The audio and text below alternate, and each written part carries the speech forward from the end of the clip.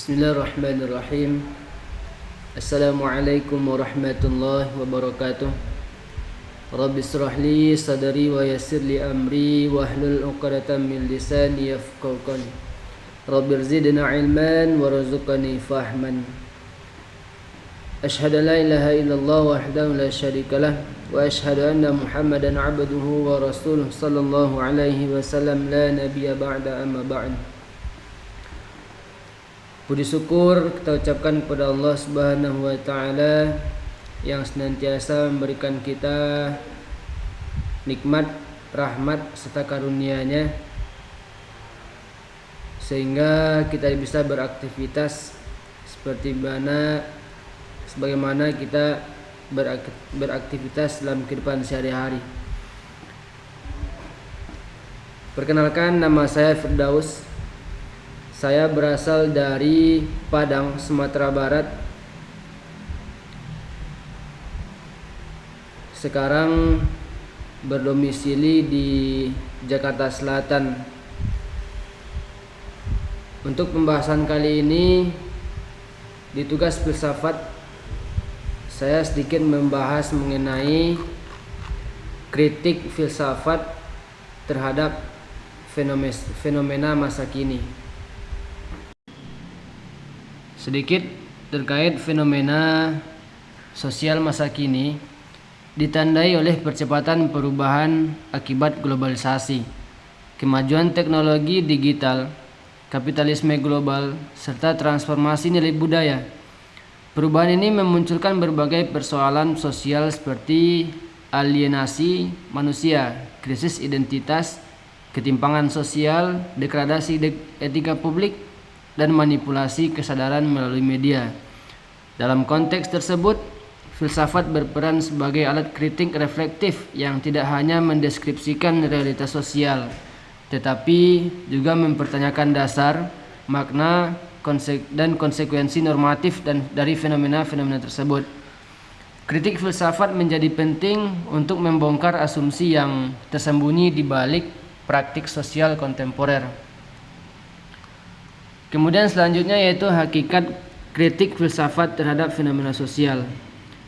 Secara ilmiah, kritik filsafat terhadap fenomena sosial merupakan aktivitas rasional reflektif yang bertujuan untuk menilai struktur berpikir, nilai, dan relasi kekuasaan yang membentuk realitas sosial. Hakikatnya itu terletak pada usaha untuk mengungkap asumsi ideologis yang dianggap wajar. Yang kedua, menilai rasionalitas dan legitimasi sistem sosial, dan membedakan antara fakta empiris dan konstruksi makna sosial. Dalam tradisi filsafat kritis, misalnya mazhab Frankfurt, kritik tidak bersifat netral, melainkan emansipatoris, yaitu bertujuan membebaskan manusia dari dominasi struktural, hegemoni ideologi, dan rasionalitas instrumental yang mendukung manusia sebagai objek sistem. Kemudian, cara memperoleh pengetahuan tentang kritik sosial fenomena masa kini. Pengetahuannya mengenai kritik filsafat terhadap fenomena sosial diperoleh melalui beberapa pendekatan ilmiah. Antara lain, yang pertama ada namanya pendekatan rasional kritis, yaitu dengan menggunakan logika dan analisis konseptual untuk menilai konsistensi dan implikasi pemikiran sosial. Yang kedua, pendekatan hermeneutik, yaitu menafsirkan makna simbol, wacana, dan praktik sosial dalam konteks historis dan kulturalnya. Yang ketiga, ada namanya pendekatan dialektis dengan memahami fenomena sosial sebagai proses yang syarat kontradiksi dan perubahan. Kemudian yang terakhir, pendekatan interdisipliner, mengintegrasikan filsafat dengan sosiologi, antropologi, ekonomi politik, dan studi media. Kemudian, apa sih nilai guna dan manfaat ilmu itu bagi manusia?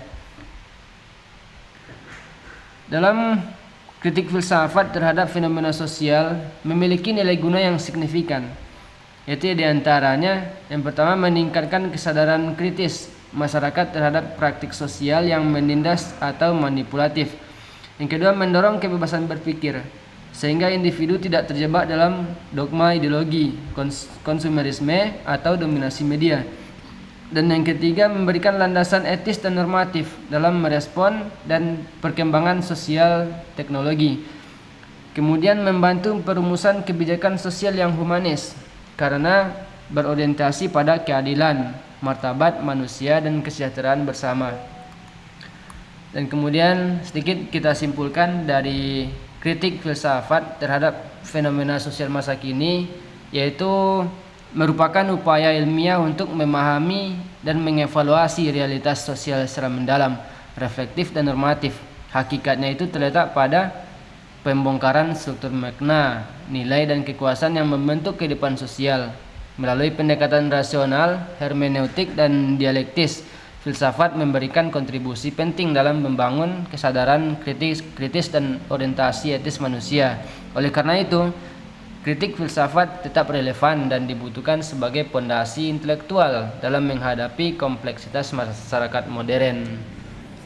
Itulah yang bisa saya sampaikan. Terlebih dan kurang, saya mohon maaf.